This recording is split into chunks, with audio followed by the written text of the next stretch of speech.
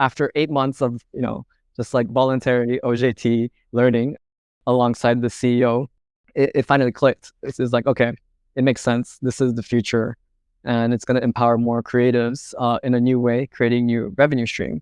That's when I made the full decision to go full on Web3 full time and leave Facebook, my comfy, cushy job, and jump into this wild, wild west. Welcome to the Asia Rising Tech Talks podcast, where we bring together the best technical leaders across Asia to discuss their industry passions and challenges they face. I'm data science Donnie from Airswift, connecting businesses with top tech talent. Well, Tats, thank you so much for joining today. I'm very excited to hear a bit more about yourself, your journey, and one of the most exciting topics in the markets these days is Web3. Thanks, Donnie. So why don't you tell me a bit about yourself and your background and what, a bit about your journey, sir? Sure. So my name is Tatsu Kohrogi, also known as Tats. Right now, I'm the head of APAC for growth at Ginkgo Singapore. And Ginkgo is a Japanese company, but we've expanded to Singapore and also India. And what Ginkgo does is it's a Web3 development company. We are the number one Web3 infrastructure company around enterprise-grade wallets, blockchain solutions, all things Web3. We have a product for. Fantastic. And we also have a professional service arm, which helps Web2 companies transition into Web3. And what about yourself? I think your background is equally as interesting. Thank you. So yes, for myself, before I started my corporate career, I was in the performing arts field, but I started my corporate career at a telco company called SoftBank in Tokyo. And this was before SoftBank became famous with their SoftBank Vision Fund. But I was in the teleco Web1 space and doing infrastructure for internet services, smartphones, and eventually have done a lot of different roles around joint ventureships, also investment strategy for the company, and which led me to come to Singapore and working for Facebook. And then Facebook became Meta, which kind of put me in a position to explore more about the metaverse and Web3. And eventually I landed in Web3 and have gone full-time Web3. This is my second startup in Web3, but first I was in a Web3 gaming company called Play Mining in Singapore, and now Ginkgo. So I like to say I started off in Web1 and in teleco, and then Web2, now Web3. Absolutely. You've been through it, which many people cannot say that they have done as well. Now, one of the things that's quite interesting about this space is just how transformative it is. And I guess potential capabilities, even from a corporate side of things. I'm curious to hear about, Ginkgo and some of the exciting, projects that they've had and, some of the success they're seeing. Yes. So Web3 or even blockchain technology is industry agnostics. So we right now are seeing many different types of companies and industries adopting this new technology as a solution to a lot of the traditional problems in this space or in specific industry cases. So we have a lot of industries, from example, like financial institutions are one of our big main client base right now in Japan. We have some gaming companies as well, traditional retail brands as well, using blockchain and Web3 as a solution to help. For example, let's say gaming. A lot of gaming companies that we've worked with have wanted to use this solution as tokenization to create value in the digital assets of gaming. So what does that mean? In traditional gaming, all the gamers, right, will play hours, will invest a lot of money and buy items, characters, power-ups, and we invest a lot of time into these games. But, growing up, let's say like our parents will be like, you're just wasting time and money. So there's not. Absolutely. So I think there's a lot more people that think gaming is just, leisure. It's a waste of time and money. But with Web3 and tokenization, blockchain technology, it's unlocking a lot of new opportunities where the amount of time and money people invest, they can actually create a digital asset out of that and then sell it to another user to be able to keep using that asset online. So it might be hard to imagine what that means, but if I were to give a specific example of what that could mean is, let's say you grew up playing a specific game. I don't know, Donnie, what game, have you played games growing up or any games that you know of? Oh, absolutely. I loved Pokemon when I was a kid, Yes, actually. That was one of my favorites. yes, Pokemon is such a big IP and worldwide top IP. And let's say you're the Pokemon master, right? You spend 20 years training and you have the rarest Pokemons. And in the traditional world, let's say if the company that runs Pokemon or any other game company, all that data is stored on their server. And if that company, let's say, goes bankrupt and decides to shut down that server, all that data that you've collected in that digital world is gone. But with the blockchain, you can mint or you can put some of these data on a public chain that can last hypothetically forever. And so with that, you can also trade data as well. So what cryptocurrency tokenization NFTs has unlocked is being able to transact this data on the blockchain publicly. And gaming companies are using these data by putting some of this in-game data onto the blockchain. And there's a lot of interesting use cases coming up out of this. Just recently, Konami, one of the big Japanese gaming companies, announced that they're building their own blockchain using Avalanche as well. So you see these big traditional companies adopting this new technology and exploring how can we use this technology to create something new. And that's something, just one example of gaming, but we're seeing a lot of innovation happening in this space right now. Absolutely. And it's really about changing people's initial mindsets. I'm sure that's the fight that you're fighting constantly is really about, they have one vision in their mind of what, something is, especially, this Web3 domain that's really caught fire over the last few years. And really the understanding aspect of it, of how, these new technologies can really help these organizations, one, survive into the future. And then two, also become more effective and a bit more innovative. And it sounds like it's great to hear that, some of these organizations are really taking the plunge, because there's not many as of now that are really, putting their hand up saying, we believe in this new technology and seeing, some value added. Yeah, I think even like non-gaming companies, I mentioned about financial institutions, but if you're working in a big global company, if you're doing cross-border payments right now, it takes 5 to 10 days sometimes, and a big transaction fee just to transact hard-earned money that your company made. And blockchain cryptocurrency is one big solution around this as well. And so we're seeing a big push in the financial institution as well of adopting blockchain technology into this space. Absolutely.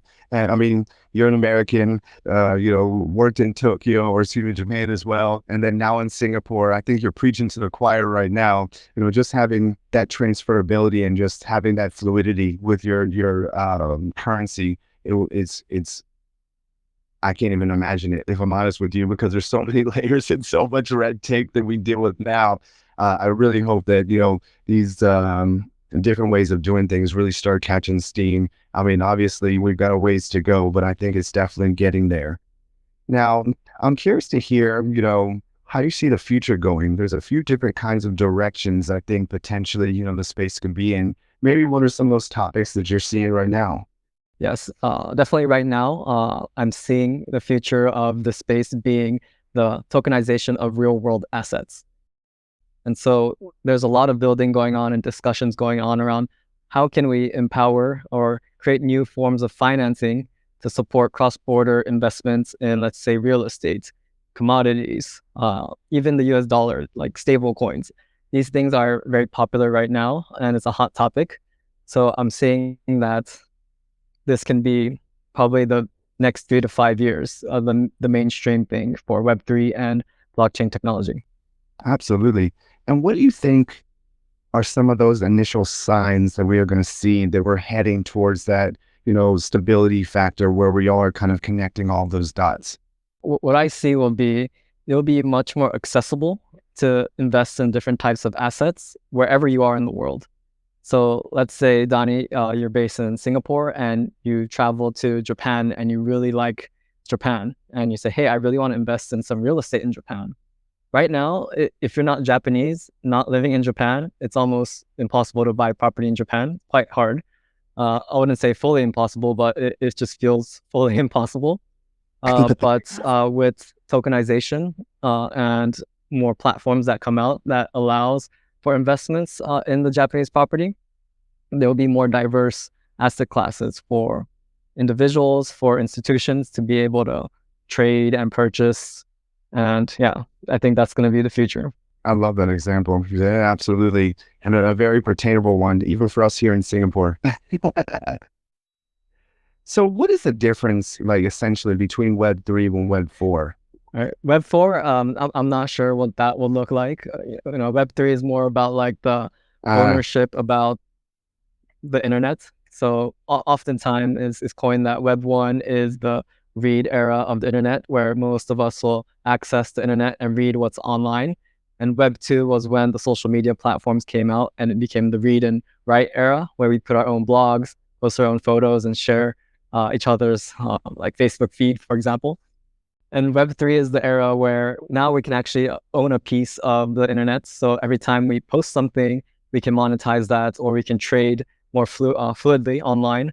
And so it's still early in the Web3 space. AI has come and the AI boom is here. Web3, I'd say it's still, the product market fit is slow, but in the financial side of things, things are ramping up.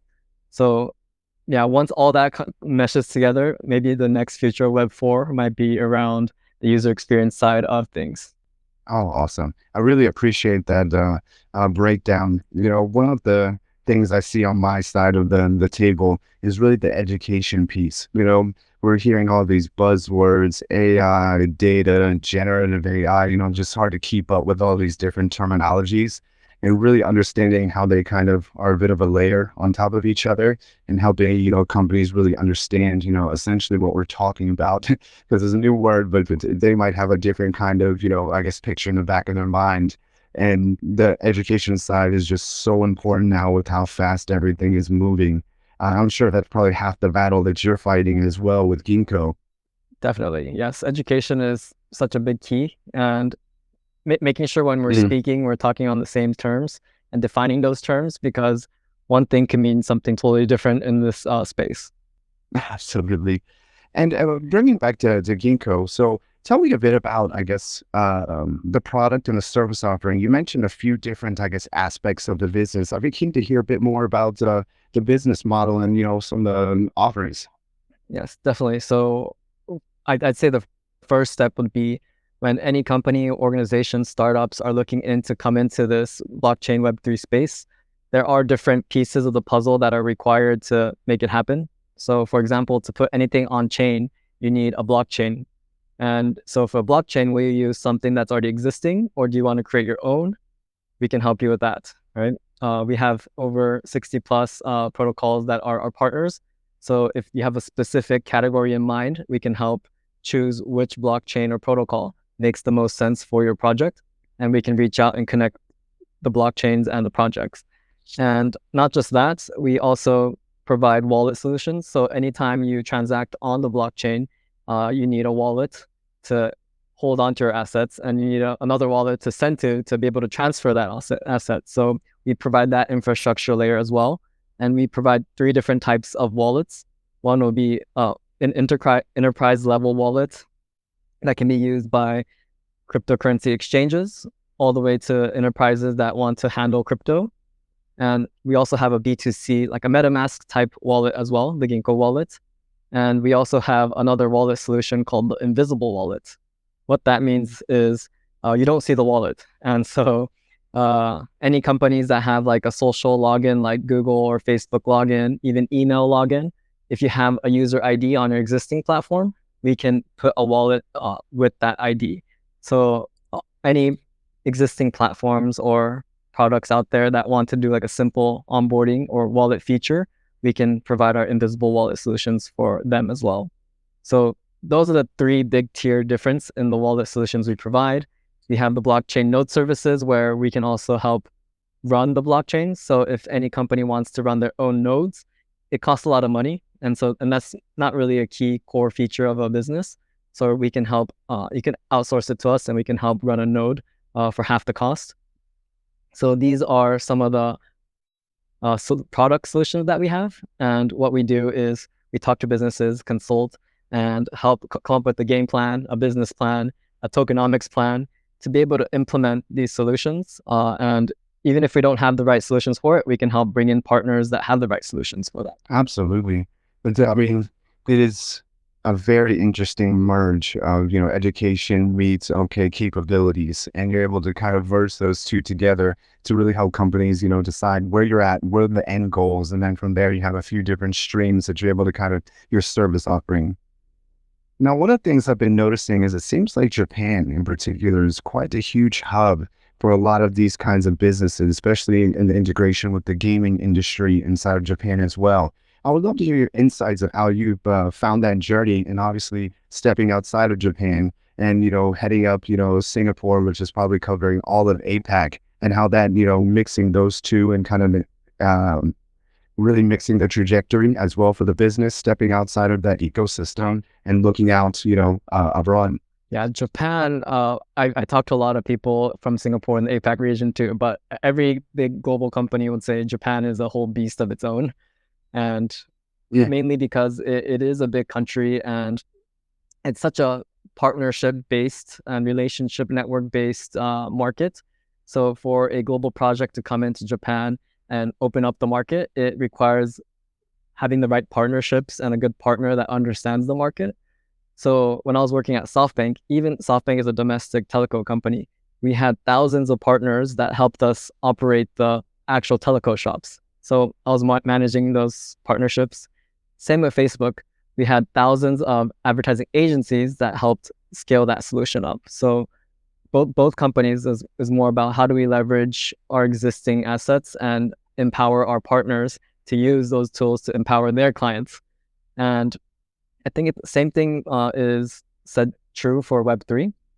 So everything about Japan, from my experience, has been how do we leverage the existing market partnerships and scale our solution in market. And right now at Ginkgo, what we do is we help global projects come into Japan as like a go-to market, like marketing package.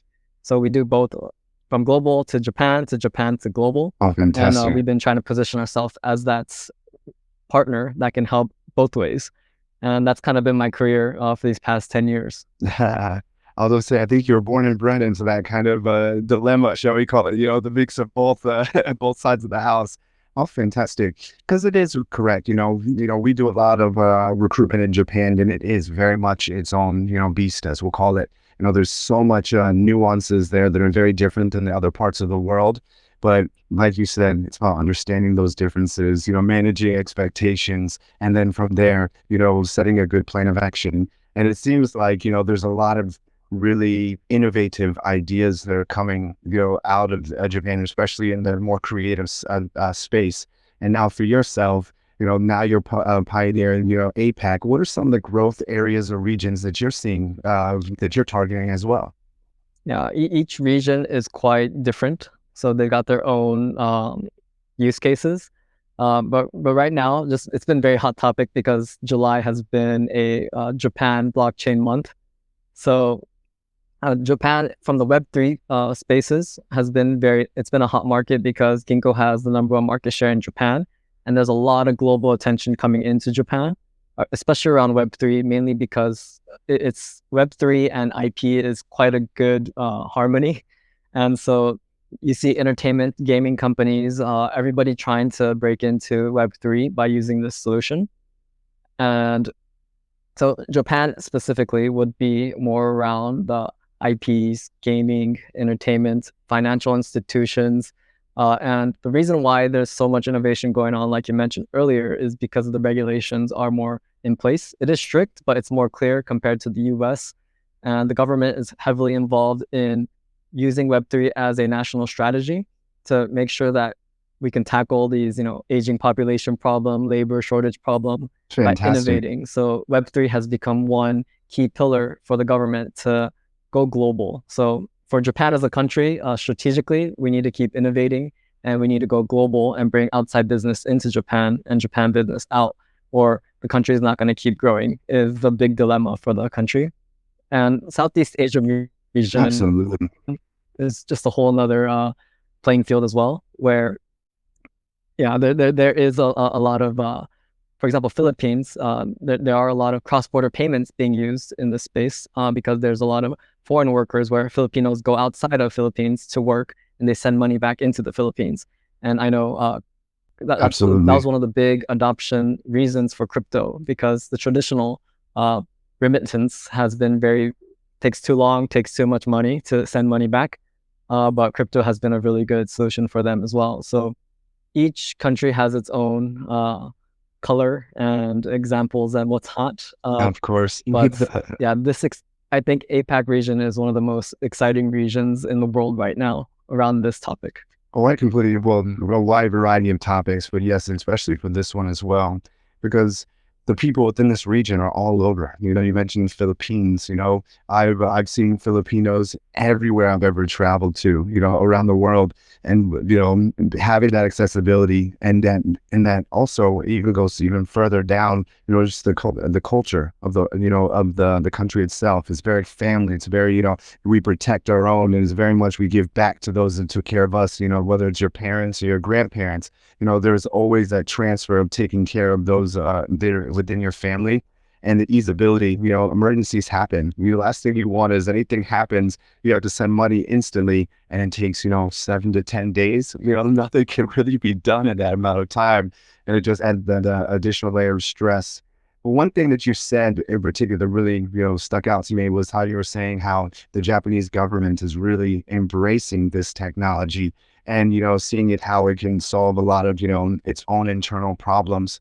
And I think from the greater scale of things, that is almost a country level case study of how, you know, innovation and technology can really drive, you know, citizenship, and most importantly, take care of those that, you know, potentially might be left to the wayside a little bit, especially for aging populations. And hopefully we have more countries that see the benefits of these types of programs and are able to, you know, catch on. Now, I'm curious, you know, for people that are so interested, you know, in the blockchain, crypto, Web3 domains, what are some advice you would have for, you know, individuals that really want to, you know, maybe either do a career switch, or potentially some, you know, younger generation in college now that want to set themselves up for a career path within this domain? Yeah, I'd say that there's a lot of noise in this industry. It's still the wild, wild west. So there's a lot of rules that are not in place. It does get a bad rep for, you know, like scams. But, you know, if you filter the noise, there are actual real world use cases that are already live. And there are really good quality projects that are being built right now. So my recommendation would be to, you know, do the homework. It's out there. The information is out there. Feel free to reach out to me if you know you ever need any like third person objective advice in this industry. I'd be happy to kind of introduce some right people. But yeah, there's still a lot of noise. It's still the wild wild west. So there's high risk in this environment. But a lot of the, you know, builders that built out the previous Web 1, Web 2 industry are now very excited and building in this space as well. So there's a lot of things to learn from the people around us. It's small. Everyone is very open. So what I like about this industry, if you know you're on the edge, one thing that's great about it is that everyone has let's help each other out and grow together mindset. So as an industry, it's very welcoming and positive. And there's a lot of events going on. So I recommend going out and trying to attend to these events locally to your town to get to know the people building in your space as well. So that's my advice, just to go out and get to bond and meet more people in this space first before you make that jump. Absolutely. And what do you think about some of these, you know, certification courses and some of these, you know, I know Coursera is fantastic. There's a lot of different platforms or ways that information can be, you know, shared. But I'm curious to hear your thoughts on, you know, some of these, you know, certificate programs. Yeah. I don't have all the certificates, right? I'm taking online courses and stuff as well, but you know, I think it is good. There's a lot to learn from these certificate, at least the basic fundamentals. So anything you do, I recommend, you know, studying the fundamental, the first principles, like what problem is blockchain really solving, and keeping that question in mind is very important because, you know, even what I see right now a lot in the industry is people just trying to throw blockchain, just throw AI onto the problem to make it, you know, seem like they're innovative or they're solving a problem. But in reality, they're just making things more inefficient. So it's, I think the key is finding that sweet spot between what problem are we solving with this, and what is, what problem can blockchain only solve? And understanding that and keeping that question in mind is very important. So even if you take certificates, yes, it's a good start, but really immersing yourself in side projects, or just doing your own projects, trying to build, would be, you can learn so much more from doing that. So I'd say do both. Absolutely. The old term of OJT, that I always, grew up hearing, on the job training. If you are interested in anything, there's so many forums, there's so many, LinkedIn pages, Twitter or X, communities. There is a lot of people that are very curious about a variety of topics, and technology is one of the biggest ones. Finding those ecosystems, those meetup groups, and essentially, putting your name out there. If you are interested in something, if it's really something you would like to do, introduce yourself, and say, hey, I'm in university, or hey, I've been doing this, I've been studying this. Ask advice, ask questions. The worst thing anyone can ever say is no, or, if that's the worst case scenario, then I'd rather take a bunch of no's to get to that one yes that maybe could change everything, essentially. And you said something that was fantastic that I really appreciate you saying, is just, it is about connecting the right people with the right, types of individuals. You are privy to, this whole transition from Web 1 to Web 3, and the fact that you're willing to be a connector for individuals, or even just spend 5 minutes just pointing them in the right direction. It really, adds a lot of great visibility for the space and the people that are really driving it forward.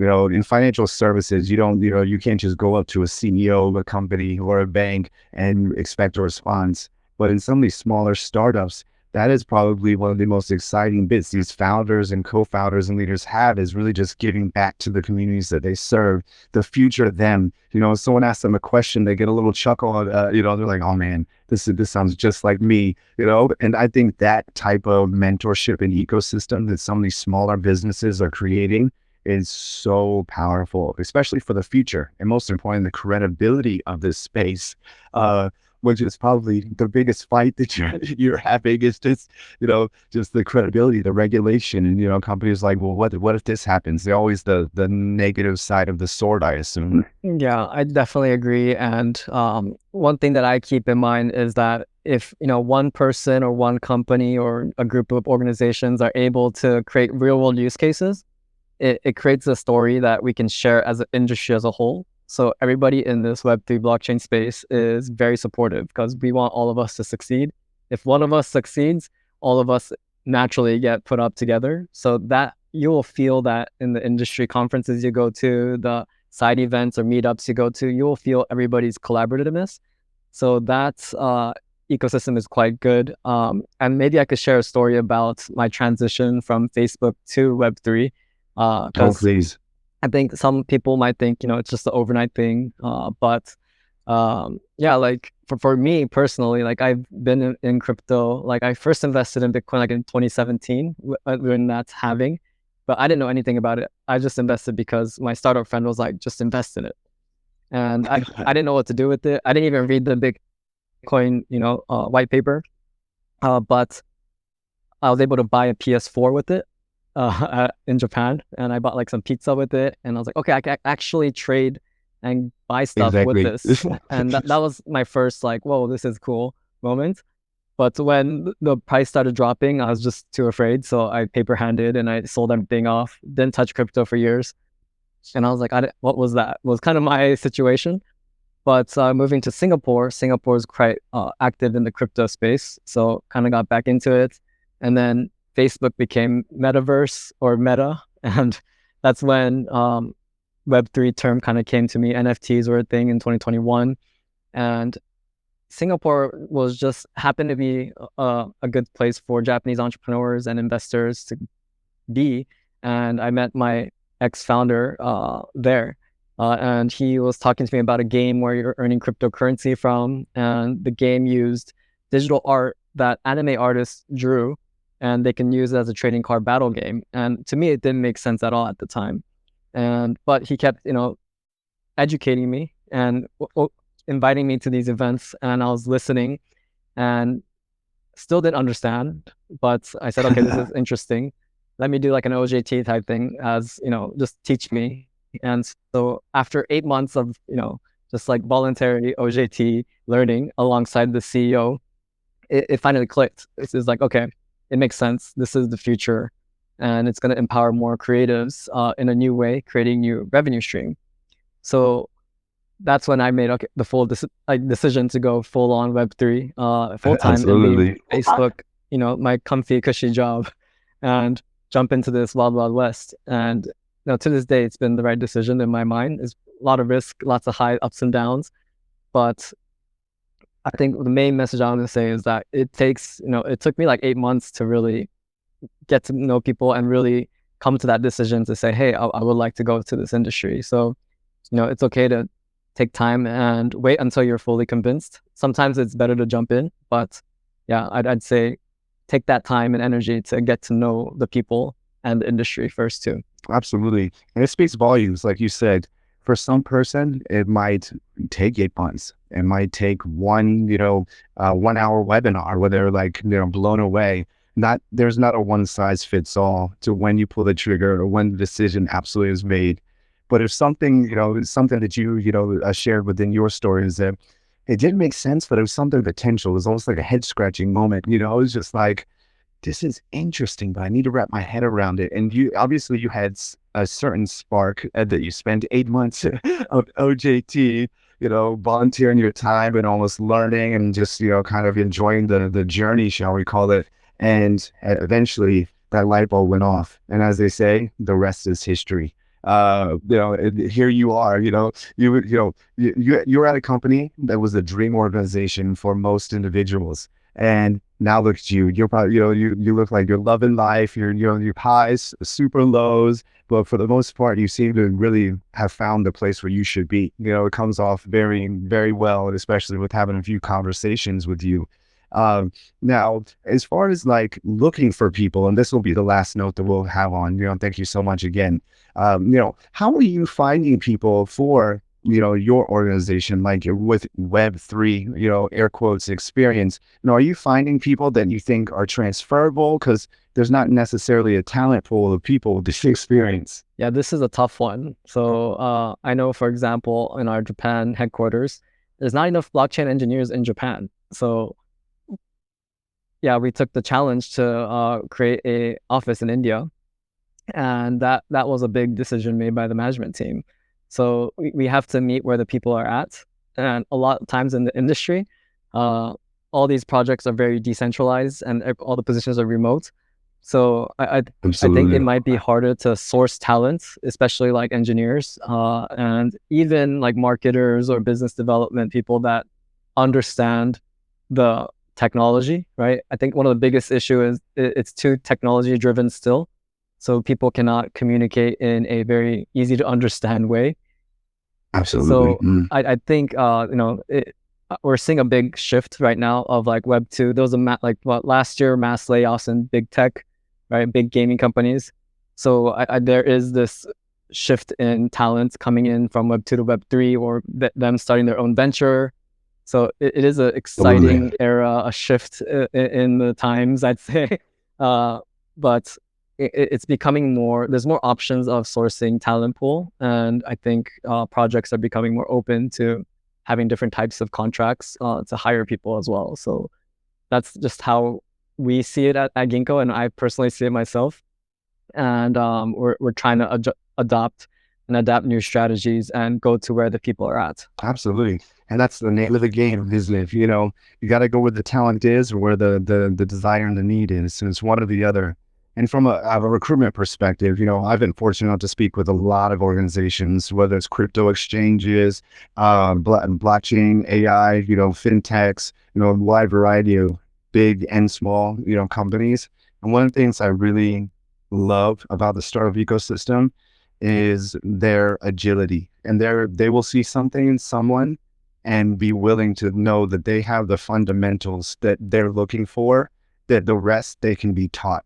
And in typical big MNCs, it's the complete opposite. They want every single bullet point ticked. There's almost no room for flexibility or creativity.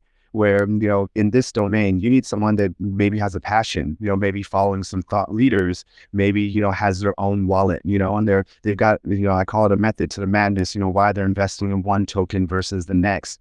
And maybe they're a software engineer that is, having their own side projects of how they can, and this type of kind of resume, as I'll call it, screams to me, a startup, because they've got personal interests, they've got the technical fundamentals, and then on top of that, they've got an area of interest that they want to focus on.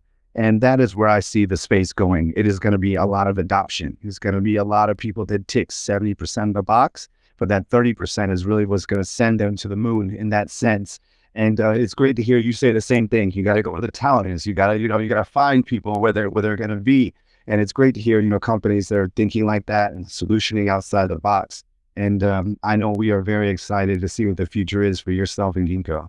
Thank you. Thank you for joining this week's episode of Asia Rising Tech Talks. We'll hope you join us next time. If you're hiring or looking for a new opportunity, feel free to get in touch with us at Airswift. If you or anyone you know would like to be featured in a future podcast, drop us a message. I'm Data Science Donnie, and you can email me at donald.mccleary@airswift.com or visit us at airswift.com. Thank you again to all our guests, and thank you for listening.